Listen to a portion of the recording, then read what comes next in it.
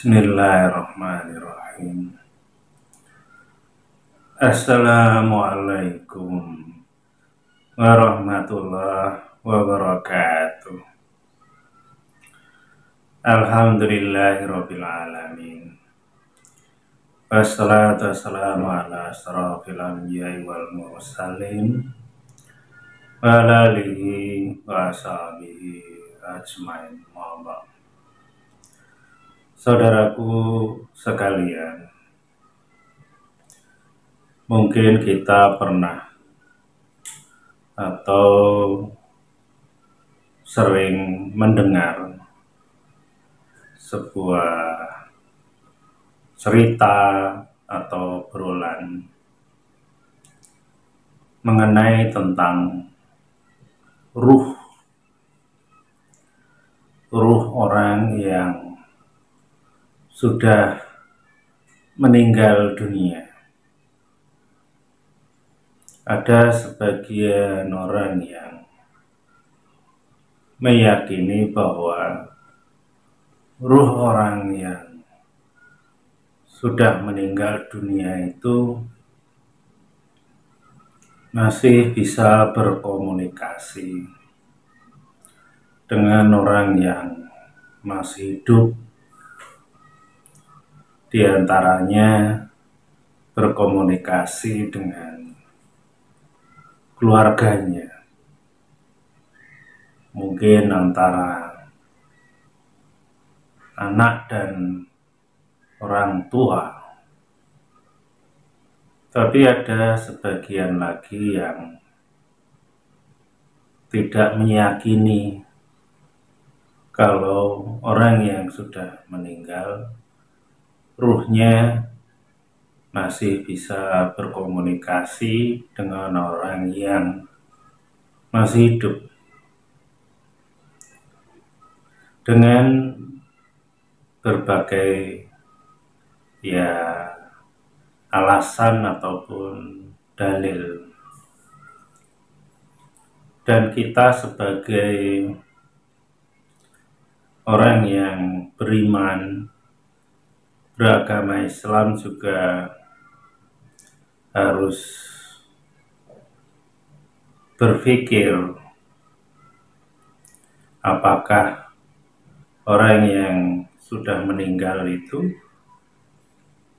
masih bisa berkomunikasi ruhnya dengan kita-kita yang masih hidup atau tidak. Paling tidak kita mencari dasar-dasar dalil yang ada di dalam Al-Quran ataupun hadis. Kalau kita menemukan, ya berarti memang benar adanya orang yang masih hidup bisa berkomunikasi dengan orang yang sudah meninggal atau ruhnya. Dan itu pun juga harus kita pahami dengan baik. Kalau umpamanya ada, apakah itu sifatnya umum ataupun khusus atau semacam pengecualian. Jadi jawabannya bisa ya, bisa juga tidak, tergantung siapa orangnya, statusnya apa. Umpamanya kalau seorang nabi, orang pilihan kekasih Allah, bisa jadi dia diberi oleh Allah kelebihan atau kekhususan yang bisa berkomunikasi dengan ruh orang yang meninggal. tapi tidak untuk orang awam, orang yang biasa. Bisa jadi seperti itu. Ya kalau kita contohkan, umpama kisahnya Nabi kita, Nabi Muhammad Sallallahu Alaihi Wasallam, ketika Rasulullah melakukan Mi'raj,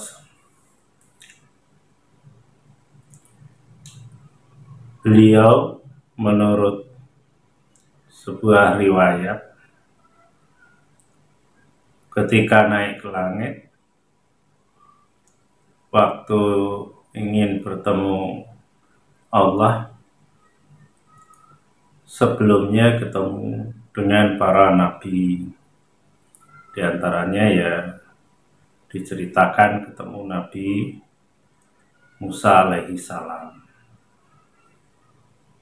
Dan di situ ada dialog dengan Nabi Musa alaihi salam.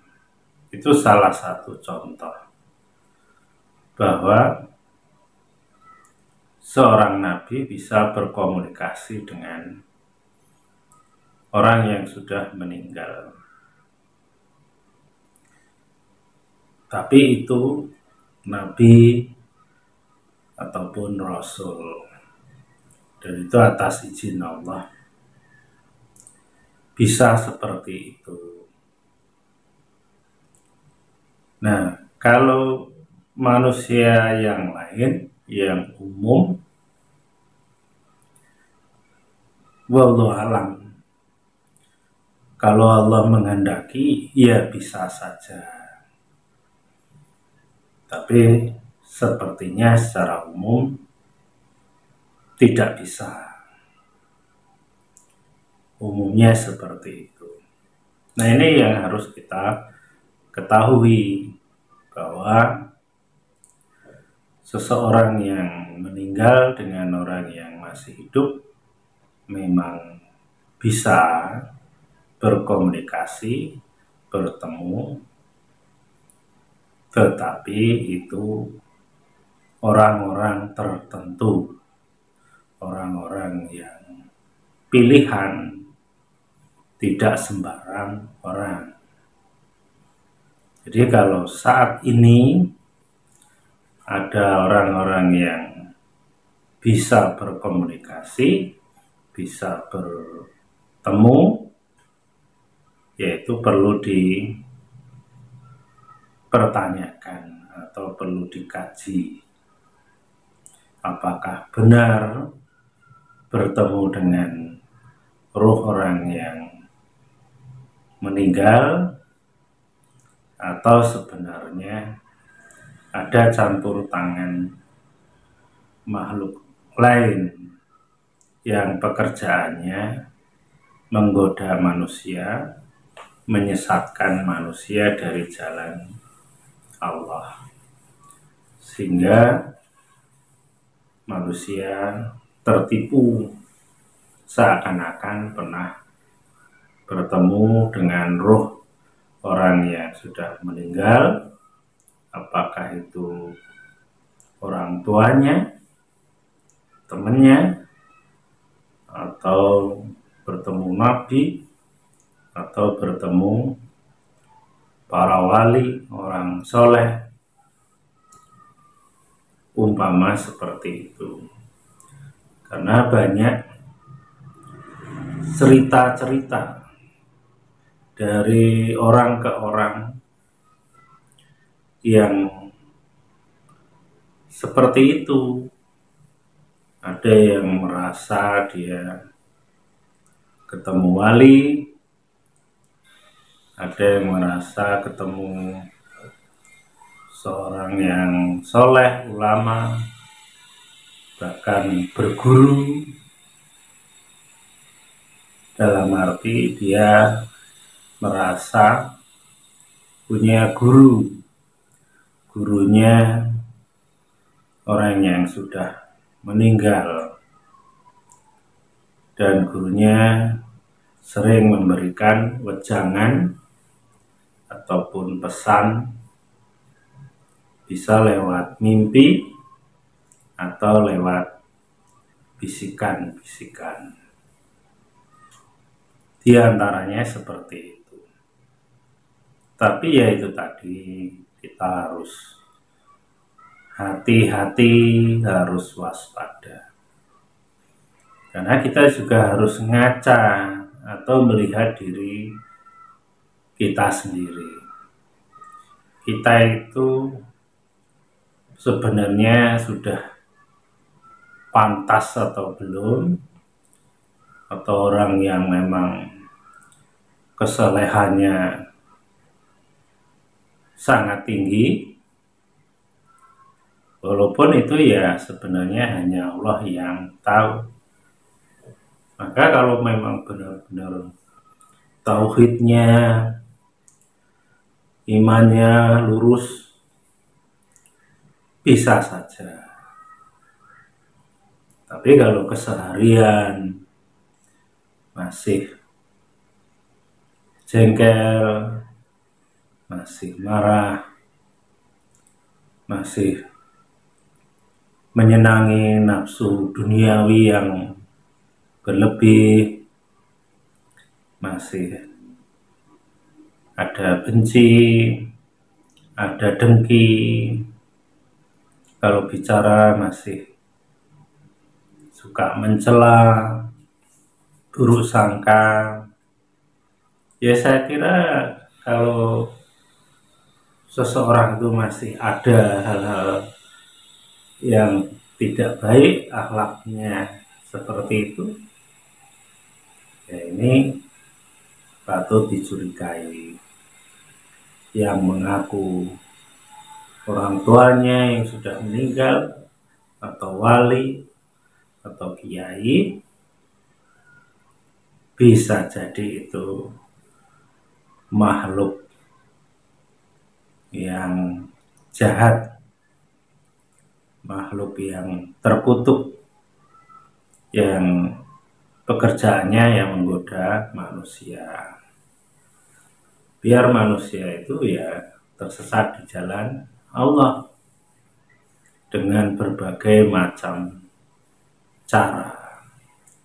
Karena orang-orang yang masih jauh kebaikannya tadi,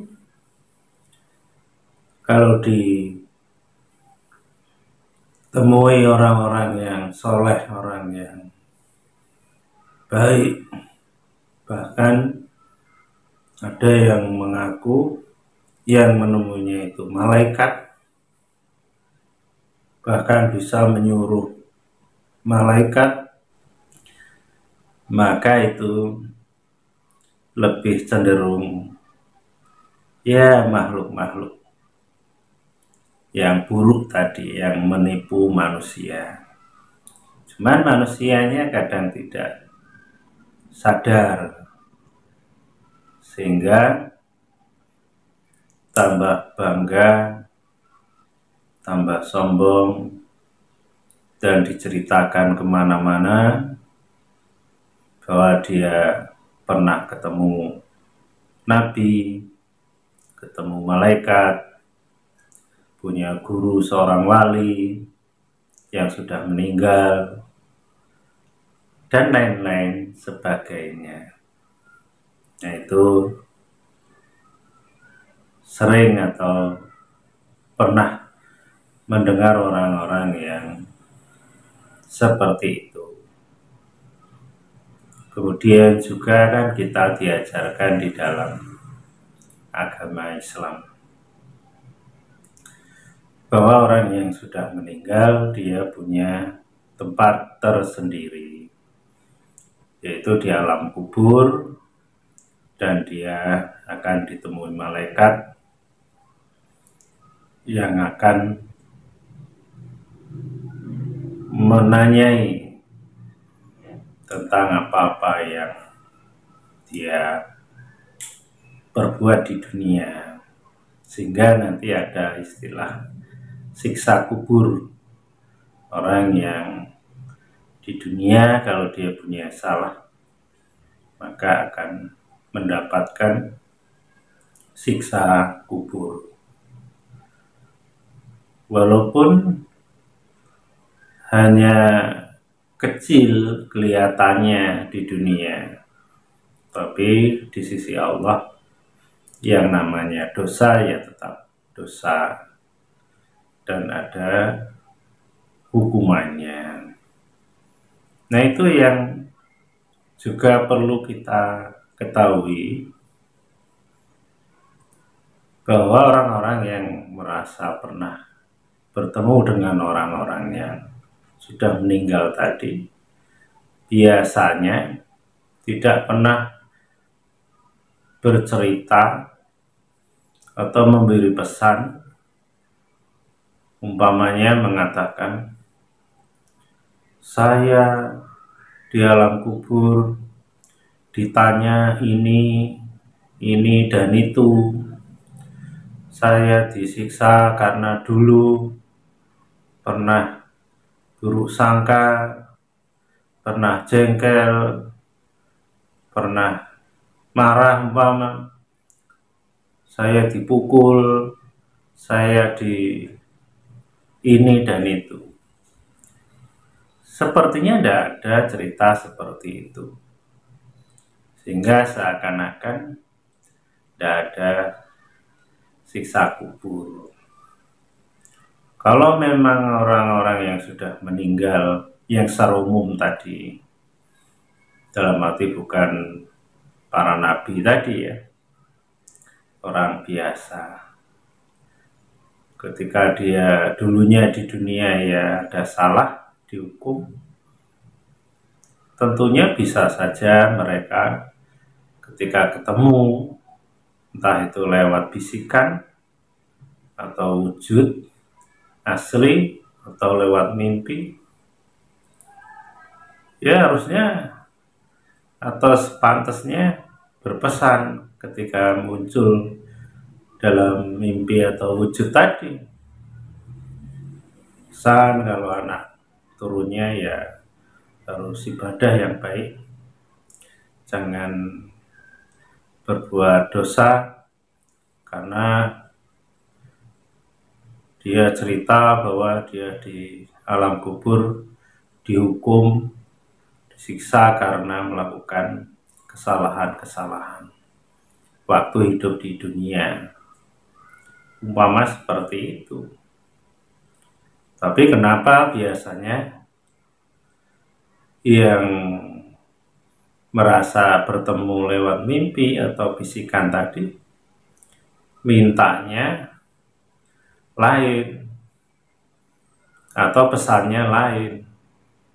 Umpama pernah mendengar ada yang merasa ditemui orang tuanya dalam mimpi dan berpesan suruh buat kopi pahit atau makanan tertentu setiap malam Jumat umpamanya, atau pesan kalau di dunia dulu seneng rokok umpamanya, rokok merek tertentu, sehingga dia minta disediakan di pojok rumah atau di mana. Biasanya seperti itu, pesannya itu agak aneh-aneh dan tidak ada hubungannya pesan bahwa di alam kubur itu berat, ternyata malah yang diterima itu yang lurus, yang ikhlas dan lain-lain sebagainya. Ternyata nggak seperti itu. Nah, ini yang harus kita pahami, kita pelajari agar jangan sampai kita keliru atau terjebak oleh permainan makhluk-makhluk yang jahat, bangsa jin tadi atau setan, sehingga Kalau kita tidak tahu, sehingga kita melakukan kesirikan, mengikuti hal-hal yang sebenarnya bertentangan dengan firman Allah atau Rasulnya. Nah ini, maka kalau kita paham betul bahwa ruh itu sudah ada tempatnya tersendiri ketika sudah meninggal, dan itu pun juga seperti yang saya ceritakan, kecuali orang-orang khusus para nabi, yaitu bisa saja atas izin Allah. Tapi kalau kayak kita manusia biasa, orang awam, ya jangan merasa kita itu seperti mereka, orang-orang pilihan tadi. Dan kalau kita ya boleh jadi cenderung kalau bermimpi ketemu orang-orang yang sudah meninggal, biasanya makhluk seperti itu. Nah ini penting bagi kita, karena banyak orang-orang yang ada di sekitar kita pernah mengalami seperti itu, dan kadang-kadang dengan dibungkus seperti pelajaran agama, padahal itu tidak ada di dalam ajaran agama. Umpamanya suruh mengamalkan amalan tertentu, suruh membaca kalimat tertentu sekian kali, 1000 kali, atau ratusan kali, seperti itu.